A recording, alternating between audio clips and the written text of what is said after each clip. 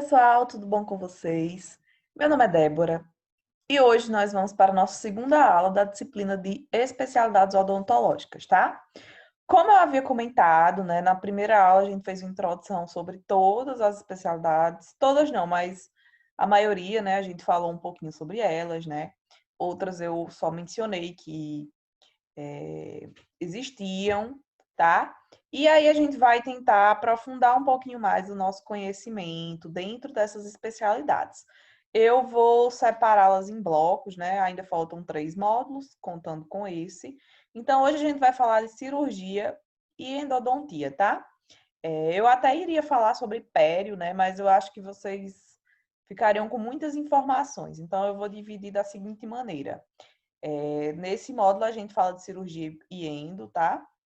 No próximo eu vou trazer pério, prótese dentística e um pouquinho de implante. E aí nos últimos a gente fala sobre orto, sobre odontopediatria, né?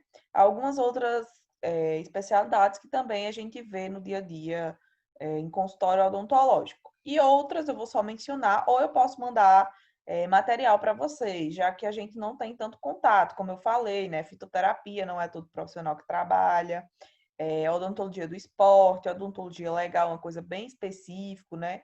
Que é concurso para IML, né? Para a polícia, tá?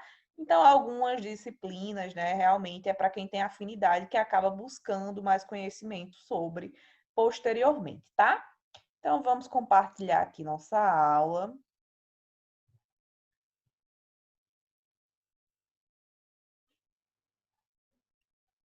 A nossa aula vai ser sobre endo, né? E cirurgia. Vamos iniciar aqui com endo, tá? Então, temos aqui as informações que eu sempre deixo. E aí, nós vamos iniciar, né, a aula de hoje por tratamento endodôntico, tá? Que seria o famoso tratamento de canal, né? Que a gente acaba escutando falar muito, tá? E aí, eu coloquei endo e cirurgia junto já por um, por um tabu, né, que existe, falando assim, tá? Porque o que acontece?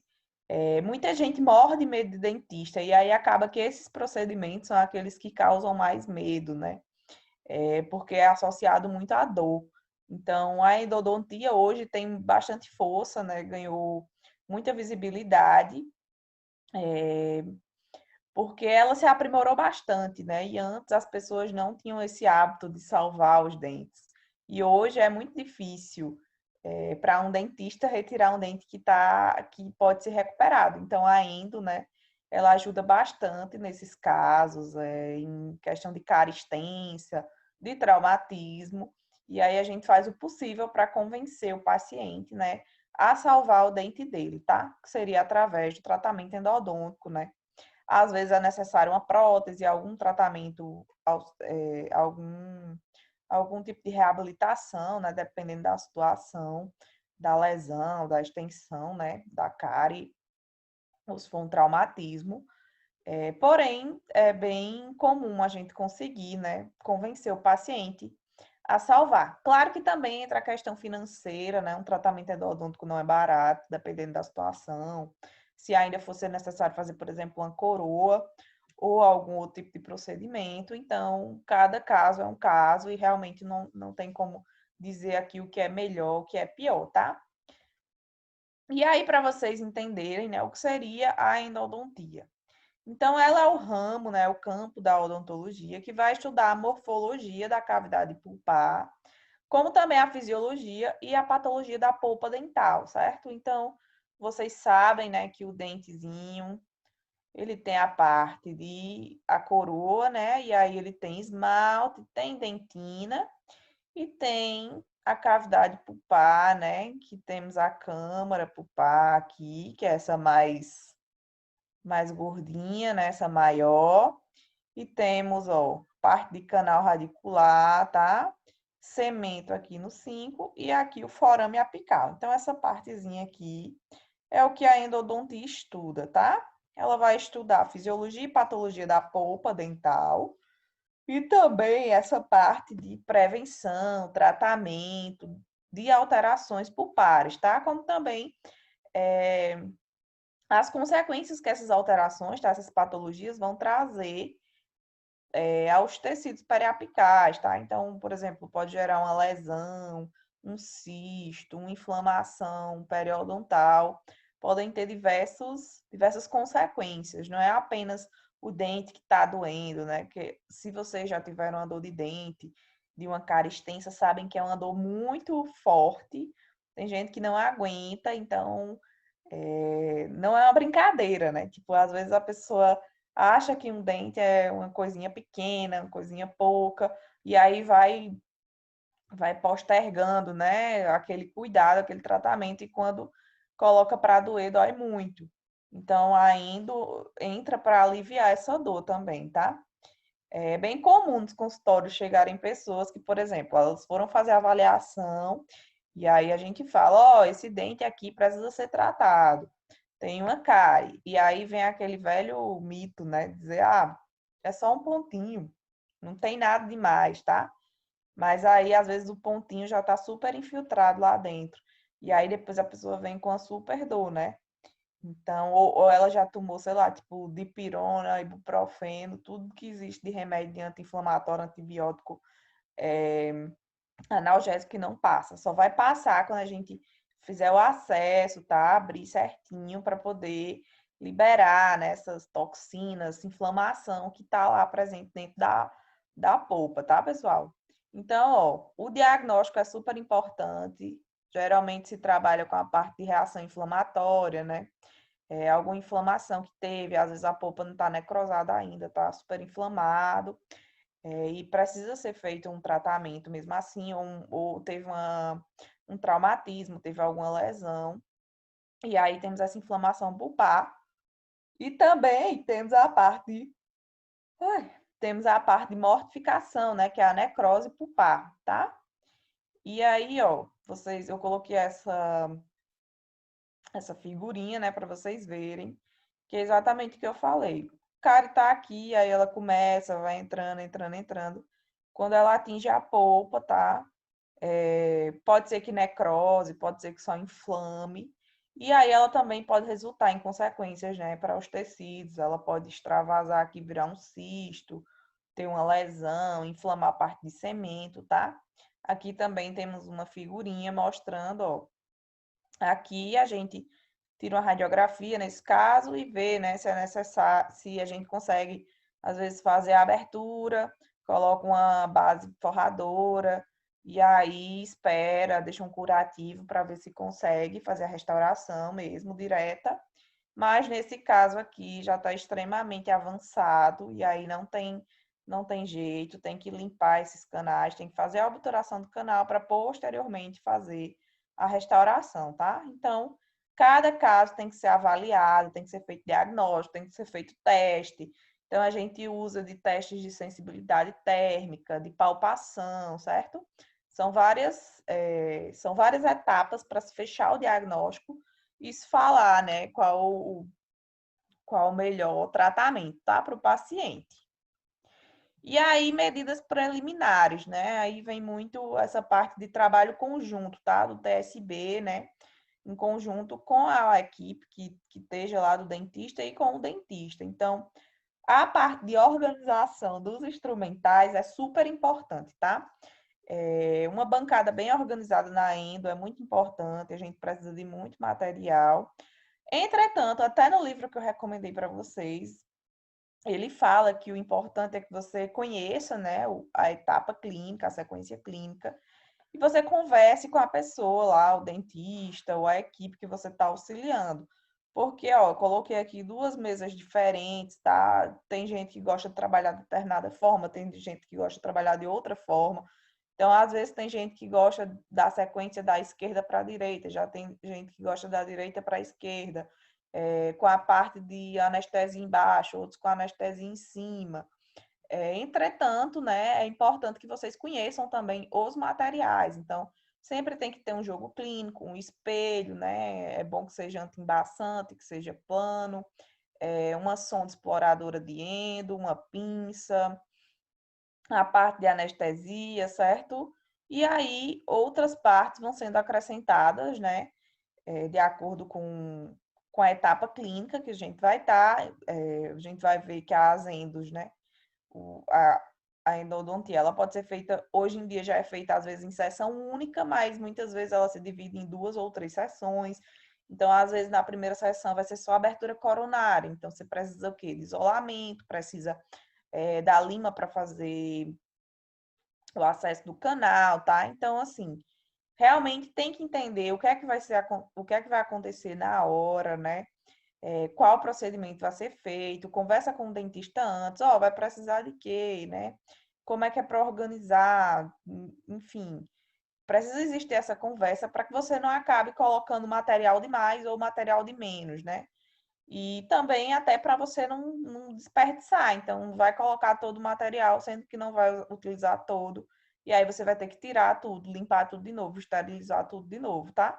Então, realmente é necessário que exista essa conversa, né, com o dentista e organize da melhor forma, tá? É, no livro que eu deixei para vocês, né, que eu mandei o material de apoio, tem mostrando várias sugestões de mesas, né, de materiais que podem ser colocados em cada parte do procedimento. Vocês dão uma conferida lá e aí também conversam com o profissional que vocês estão trabalhando, tá? Eu coloquei aqui algumas partes, né, do protocolo da endo. Então, por exemplo, a primeira é isolamento absoluto. Praticamente ele vai estar em todas as sessões, né? O isolamento é muito importante na endo, é importante para isolar mesmo, o próprio nome já fala, manter a cadeia asséptica, né? Porque na endo tudo tem que ser super esterilizado, super bem cuidado para não infectar o canal. A ideia é limpar o canal, deixar ele limpo, né? Próprio para acontecer o. Deixa eu pensar na palavra. Próprio para que ele não se contamine novamente. Então, o ideal é que tudo seja estéreo, tudo seja extremamente limpo, né? Gás é estéreo, algodão é estéreo, tudo realmente está estéreo. E aí, o isolamento é para evitar que saliva entre em contato, sangue entre em contato, tá? Então, o que é que a gente precisa para fazer o isolamento? Geralmente se utiliza, né? Ou geralmente é o arco ostdai, que é esse aqui, ó, que é o redondinho que tem esses ganchinhos, mas às vezes a gente acaba utilizando esse de Yong mesmo, tá? Tem ele em plástico também, mas é esterilizável, tá? Temos os grampos, que tem vários números, vários formatos, vai ser de acordo com o dente, tá? Com o dente, né, que você vai isolar, o formato do dente. Às vezes é necessário fazer num dente oposto, às vezes tem que fazer um aumento de coroa, então realmente é a mesma questão, vai depender do caso, tá? Também precisamos, né, dessas duas pinças aqui. Essa daqui é um perfurador, né, do dique de borracha, o dique de borracha ou lençol de borracha. É esse lençolzinho que a gente utiliza para colocar, né, no dente, no grampo, e aí ele isola toda a cavidade. E essa daqui é a pinça Palmer, que é a pinça porta-grampo, tá? Esse perfuradorzinho, ele vem com vários tamanhos de furinhos. E aí, se vocês procurarem, ou depois... Não, lá no livro tem também. Eu não coloquei aqui, eu esqueci de colocar, mas aí tem até a indicação, tá? O primeiro furo é para incisivos, segundo para molares, porque se você furar do mesmo tamanho, né, às vezes não cabe e o lençol acaba rasgando, aí você tem que trocar, tá? Então, essa parte de isolamento é uma coisa interessante para se treinar, às vezes, porque é super chatinho. Eu lembro que na graduação a gente rasga bastante lençol, porque coloca de um jeito, coloca meio torto, mas depois você acaba pegando, né, o jeitinho de colocar, tá? E aí eu coloquei a sequência clínica para vocês terem uma noção. Vou falar rapidamente sobre elas e sobre alguns materiais que a gente utiliza. Porque, no geral, né, o dentista vai executar essa sequência e vocês precisam auxiliá-lo da melhor forma. Então, realmente tem que manter, né, o campo sempre limpo, observar se o dentista está precisando de alguma coisa. Na endo tem que sugar bem, né? Tem que sempre estar atento para fazer a irrigação do canal, certo? Então, esses são os detalhes que vocês precisam ter mais em mente, né? É importante saber a sequência clínica para que você não se perca na hora, você saber o que é que ele vai precisar utilizar, né? Já está lá esperto para saber, ó, ele vai fazer a abertura, depois vai fazer a exploração, já vou tirar essa parte, vou colocar essa outra parte. E aí é realmente um trabalho em conjunto, né? Não adianta de nada eu falar, ó, você vai fazer isso, isso e isso, e aí quando chega na hora, o dentista trabalha em sessão única, ou ele trabalha com rotatório, ou ele trabalha só com localizador apical, ou às vezes ele nem trabalha com radiografia, mas ele já trabalha com a radiografia convencional, tá? Ele já vai trabalhar com a digital, então não precisa revelar, não precisa tirar, né, o isolamento, ou se tirar é pouco, não vai ter nenhum risco de ficar lá esperando revelar, tá? Então, assim, a odontologia sempre está avançando e aí cabe a cada profissional também estar se atualizando para acompanhar, né, essa evolução. Com relação à abertura coronária, pessoal, deixa eu ver se eu botei aqui. Não coloquei, tá? Mas assim, a abertura coronária. O dente ele vai chegar dessa forma e aí a abertura realmente você abrir aqui, ó, a parte da coroa, tá? Vai pegar uma broquinha esférica e aí você vai abrir. Claro que vai ter feito uma radiografia, né, antes, a radiografia inicial para ver como tá esse dente, fez todo o diagnóstico certinho, tá? E aí você vai abrir o dente, até chegar nessa parte do canal. Você vai ter uma visão, né? A gente fala que cai no vazio, você sente uma sensação de cair mesmo no vazio. A broca dá tipo um empurrão, um gancho. Não sei explicar a sensação, mas a gente trabalha com cair no vazio, tá?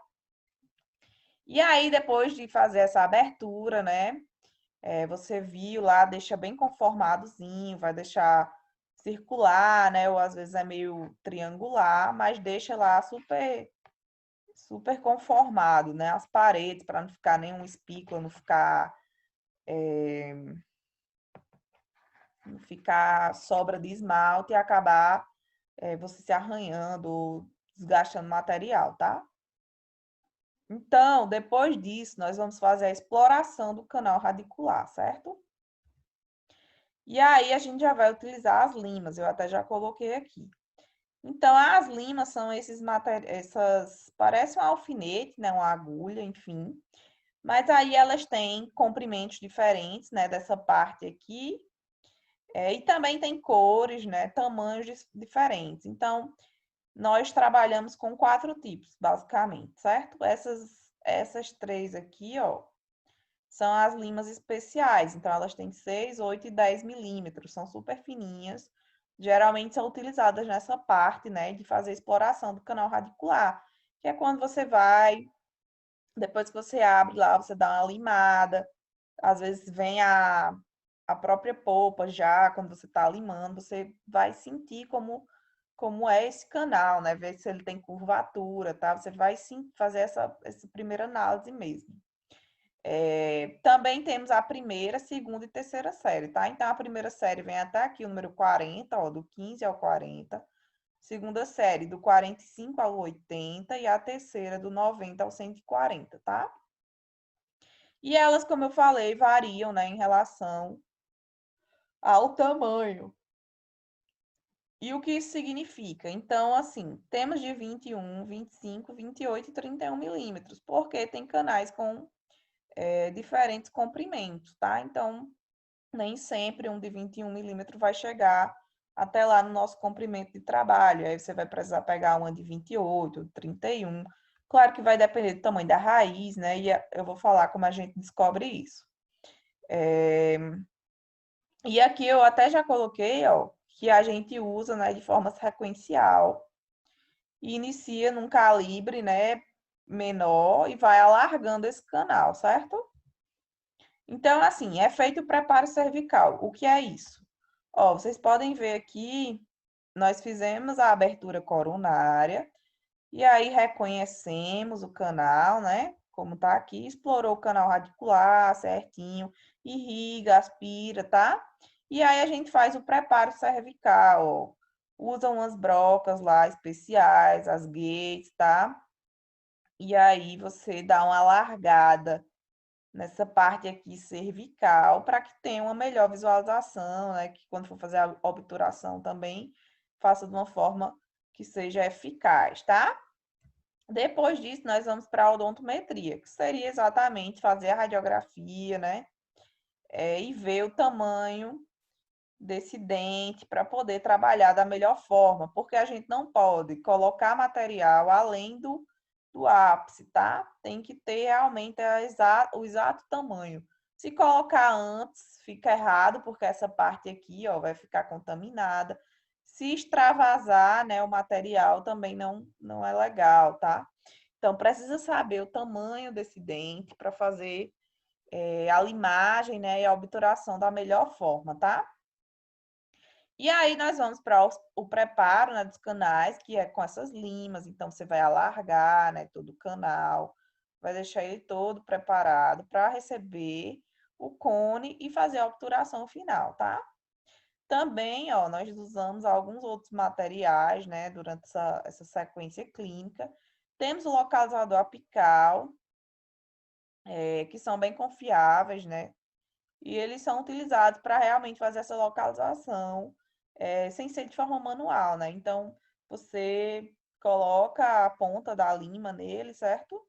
E utiliza ele, ele já vai determinar quando você chega na parte apical, né? Não demandaria toda vez ficar colocando stop, é, tendo que fazer a radiografia, fazer todo um trabalho que demora bem mais, né? Temos também, ó, as agulhas, né, de aspiração, que são bem fininhas, e essa parte que é bem importante, que se tenha agilidade, né, que não deixe extravasar. As agulhas, né, de irrigação também são super finas para entrarem no canal, você faz um movimentozinho de entrar e sair, né, para ter uma precipitação e limpar bem o canal, tá? E a agulha de aspiração, né? De sucção, de aspiração. E um detalhe é que existe a agulha que é descartável, né? Que você compra, o sugadorzinho endodôntico descartável. E também temos as que são autoclaváveis, tá? Que a gente esteriliza. No geral, eu sempre vejo nas clínicas as descartáveis. Eu acho que é mais cômodo, né? Mais prático. Você sempre usa e descarta. Mas essas outras são bem legais também, tá? E por último, não, a gente ainda tem, ó, medicação tópica, né? E obturação. Essa medicação tópica não necessariamente vai ser feita todas as vezes, tá? Eu coloquei aqui porque para vocês entenderem, por exemplo, às vezes o dente ele vem com a lesão, então a gente não pode obturar já de imediato. Então se coloca uma medicação, faz uma radiografia, espera um certo tempo para ver se essa lesão deu uma regredida e aí você faz, né, a obturação final. E eu até coloquei aqui, ó, nós utilizamos, né, a seringa de Mário Leonardo muitas vezes para colocar essa medicação, tá? E aí também se usa um stopzinho de silicone, né? Para você não acabar colocando além do canal, né? O ideal realmente é que fique 2 ou 3 milímetros aquém do comprimento de trabalho, tá? Aquém é quando é antes, tá? Além é depois, aquém é antes. Aqui também, ó, um instrumento, né? Que é o motor elétrico.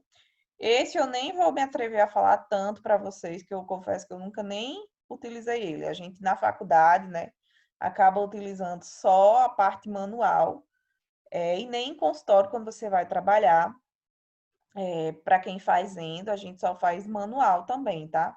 Essa parte de motor elétrico realmente já é com a parte de especialista mesmo na endo. Eles têm mais um controle, sabem utilizar da melhor forma para não acabar fazendo algum tipo de lesão, né, extravasamento mesmo. Precisa saber da força que vai colocar, né, da amperagem, tudo certinho. E com relação ao instrumental também, essas limas são diferentes, tá? Elas têm curvaturas, têm uma certa flexibilidade melhor, então precisa ter cuidado e conhecimento para utilizar.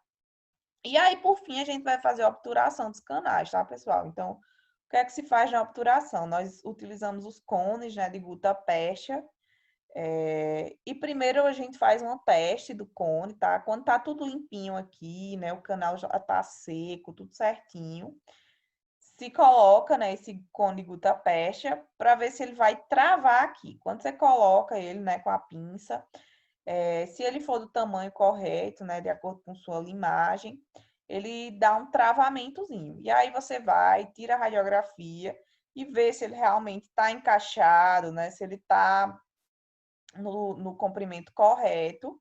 Se tiver tudo ok, aí é hora de preparar o cimento, tá? Para fazer a obturação. Então, o que é que se vai acontecer, né? A gente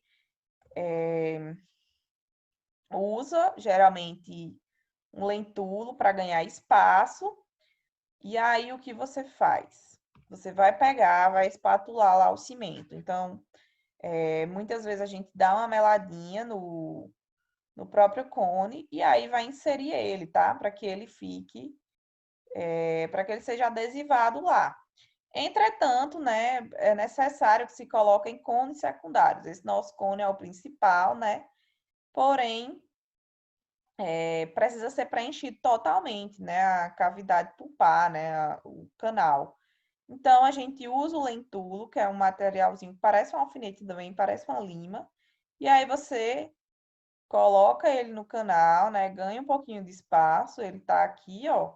E vai colocando juntamente com o cimento, né? Você mela o conto secundário do cimento e aí vai colocando dentro do canal, tá? Até que ele fique totalmente preenchido e você não tenha mais espaço para colocá-lo.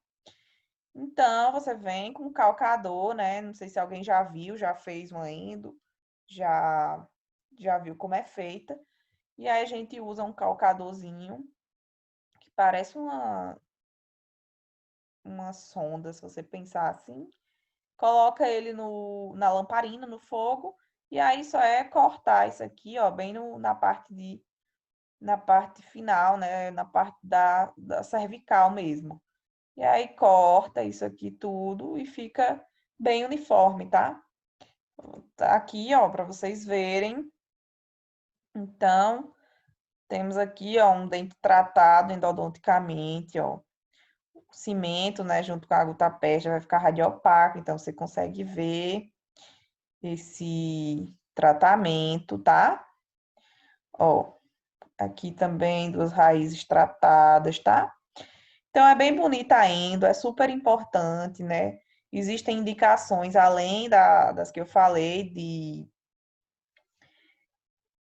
de cárie extensa, tá? De tudo isso. A gente pode fazer, às vezes, um dente que precisa ser tratado endodonticamente por causa da orto ou por causa da prótese. Então, hoje em dia, tem várias finalidades, trabalha com muitas especialidades, não é apenas salvar um dente que deveria ser, que iria ser extraído, né? Realmente tem várias funções a endodontia. Está cada vez mais atualizada, mais informatizada, né? Já tem os instrumentos rotatórios, tem localizador apical, ainda existem os microscópios, as lupas, tá? Então, para quem vai trabalhar com alguém que mexe com a endo, realmente precisa estar sempre se atualizando para entender qual material que vai usar, qual procedimento vai realizar. Certo? Espero que vocês tenham gostado da parte de endo.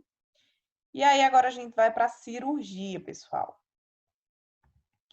A cirurgia, né, tão temida, eu coloquei até isso aqui, só uma brincadeirinha, né? Quem tem medo de dentista? Eu acho que quando a cirurgia, todo mundo já começa a ficar se tremendo. Eu nunca vi isso. De dez pacientes que eu atendo, 9 dizem que tem medo, né? E aí eles têm essa visão, né? No livro até comenta um pouquinho, já de antigamente, né? Que sempre tinha a ideia de barbeiros, cirurgiões, né? E aí sempre era muito atrelado à dor, fazia no cru, para falar bem popularmente, e acabava que era realmente muito chato fazer o procedimento, né, de extrair um dente, principalmente se for um dente que não tenha nenhuma mobilidade, né? Então, ele está muito fixado na boca, e aí para fazer a extração realmente é doloroso. E aí ficou esse tabu em torno do dentista, né, em torno da cirurgia, certo? Para a gente pensar de uma forma geral, a cirurgia ela é dividida de duas formas, tá? Temos a hospitalar, que é feita, né, em ambiente hospitalar mesmo, sob anestesia geral. Tem monitoração cardíaca, né? Tem equipamento para ressuscitação, para reanimação, toda a questão de manutenção respiratória. E, geralmente, né, o dentista ele está presente no hospital através da especialização de cirurgia bucomaxilo, tá?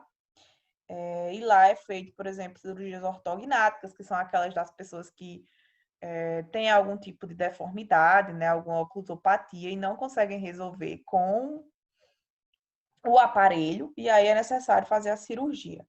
E temos a parte de consultório mesmo, né, que seria ambulatorial.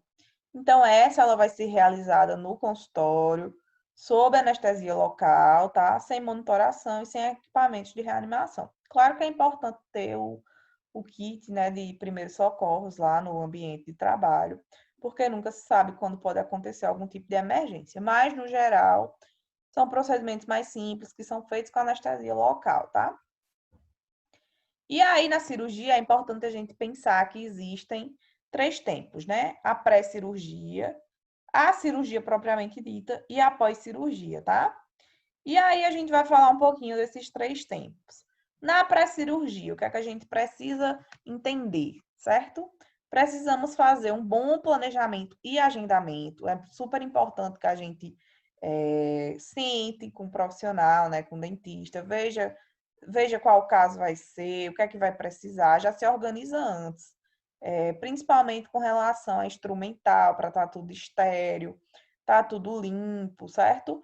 É super importante manter essa cadeia asséptica mesmo, para que não tenha nenhum tipo de infecção cruzada, já que a cirurgia sempre acontece de ter muito sangue,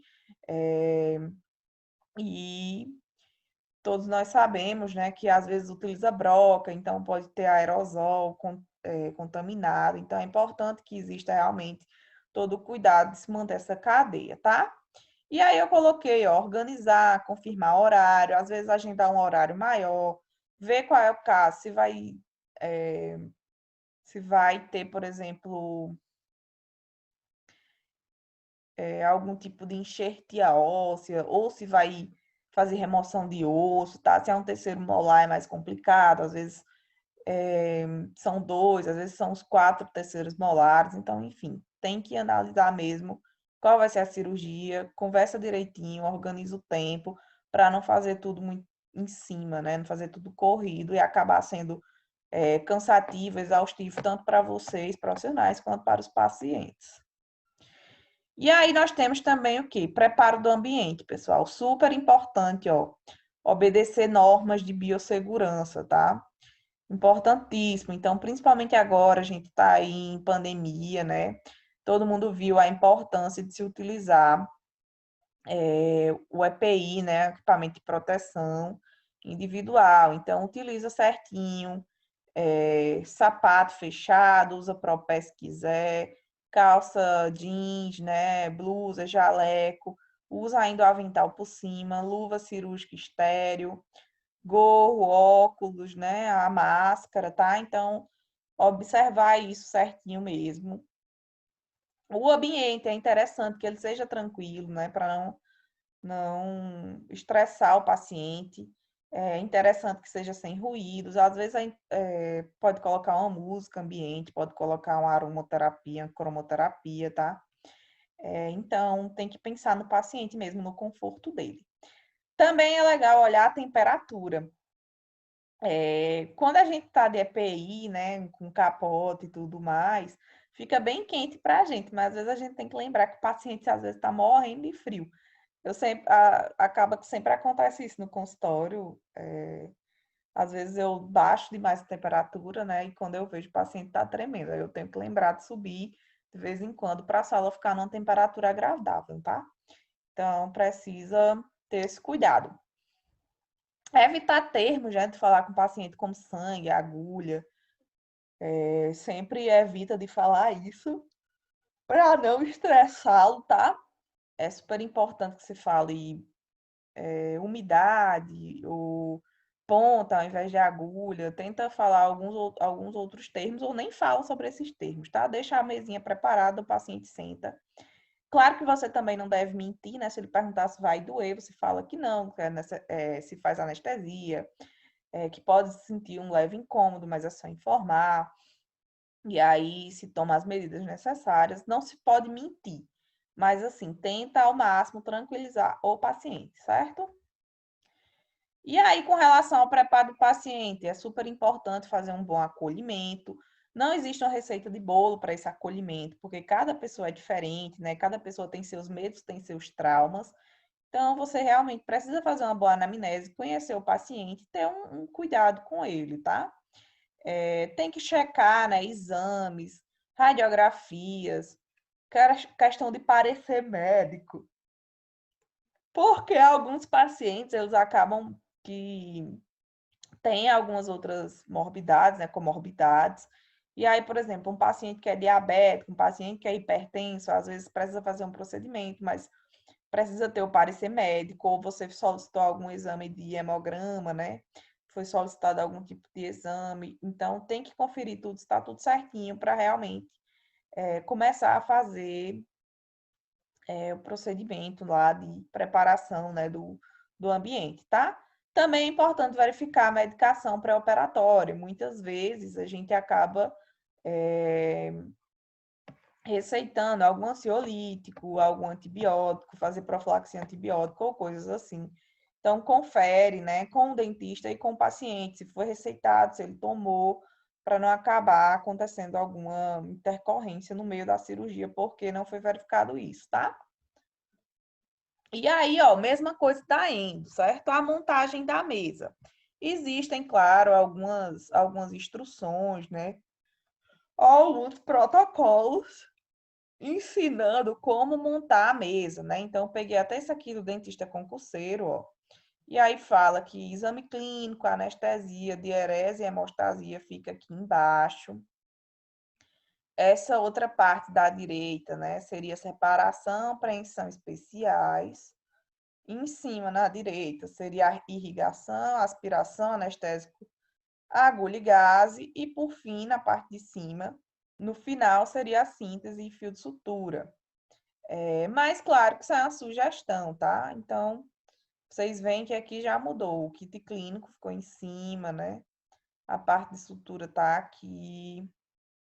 Então, assim, vai depender do tamanho do espaço que você tem, do dentista que você está trabalhando, do tipo de cirurgia que você vai fazer, tá? São várias questões. O importante é que você conheça quais são as manobras cirúrgicas, né? Então, geralmente se inicia, né, pela anestesia, depois de herese, depois de exerese, tá? Então, tem que saber isso para, se o profissional pedir para você organizar de determinada forma, você vai saber organizar. E aí também não precisa colocar todo o material em cima da bancada, né? Para não fazer a mesma coisa que eu falei antes. Não acabar sujando tudo ou desperdiçando material que você vai, suja e vai ter que usar, por exemplo, na próxima cirurgia, mas aí vai ter o trabalho de ter que esterilizar de novo, tá? Então, organiza de acordo com o que vai precisar mesmo e deixa, né, próximo lá outros materiais extras para caso necessite, tá? E aí a cirurgia, quais os cuidados que precisam ser tomados, né? Então, o paciente sentou, tá tudo ok, verificou já a medicação, verificou pressão, verificou glicemia, tá tudo certo. Então, vamos sentar o paciente lá na cadeira, né? No equipo, e aí o profissional, né, o auxiliar, é importante que ele faça a asepsia intra e extraoral. Então, pede para o paciente fazer o bochecho de clorexidina, faz por 1 minuto, e aí cospe, então fez a asepsia intra. E a extraoral seria clorexidina também, né? Uma concentração diferente, a 2%. E aí você passa a gase, né, embebida de clorexidina ao redor da boca dele. É importante ajudar o dentista e também fazer a paramentação. Então, tem toda a questão de usar o capote, né? Também vai colocar o campo cirúrgico no paciente. Claro que avisa para o paciente que vai fazer isso, para ele não ficar agoniado. Também não fecha o olho dele, né? Hoje em dia os campos já vêm com a abertura maior para ficar no rosto mesmo do paciente. Antes ficava tapando o olho e alguns ficavam incomodados. É legal, ó, também sempre limpar instrumental com gás. Então, às vezes a gente descola, faz algum tipo de pinça, né, lá na hora e fica sujo o instrumental com sangue e dá muito trabalho lavar depois. Então, é muito bom que quando a pessoa já tira o material, se você tiver numa posição boa, já dá uma limpadinha com gás e ou pede ao profissional para entregar e dar uma limpadinha para evitar que aquele sangue fique seco, né? Sugar de maneira eficiente é super importante ter um bom campo de visão, né? Um campo limpo. Afastar lábio e bochecha quando necessário, né? Arrumar refletor.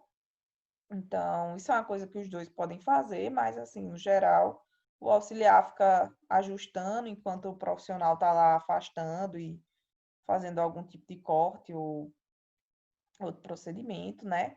E a atenção ao paciente profissional. Então, é muito importante que você fique de olho no paciente para ver se ele não está tendo nenhum tipo de sudorese, se ele está com a coloração normal, tá? Para ver se ele não está passando mal mesmo.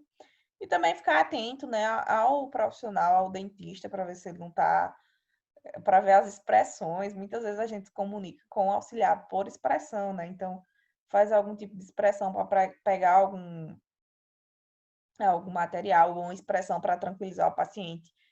Então, tem que ter essa comunicação, às vezes não verbal, tá?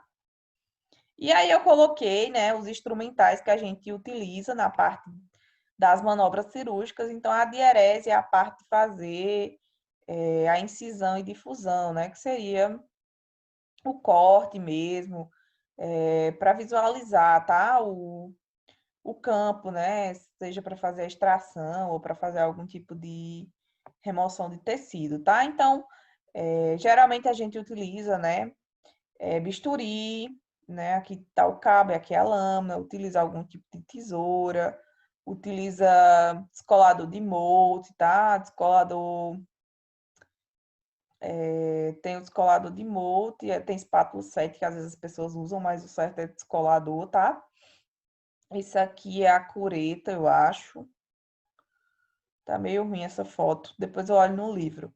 Mas no geral são esses, tá? Também temos a cureta de Molte, tá? Que é uma menorzinha que se usa na pério, mas às vezes utiliza na cirurgia também. Então, são todos os instrumentos que a gente usa para fazer corte e fazer difusão de tecidos, tá? Para separar o tecido e a gente ter uma melhor visão do campo. Com relação à exerese, né? Seria a parte, não é de incisão e difusão, é de remoção de tecidos. Eu esqueci de trocar isso aqui, tá? Então, são todos os instrumentais que a gente usa para remover. Seja para remover, né, uma lesão com a cureta, remover o dente com o fórceps. Aqui também é dente com fórceps.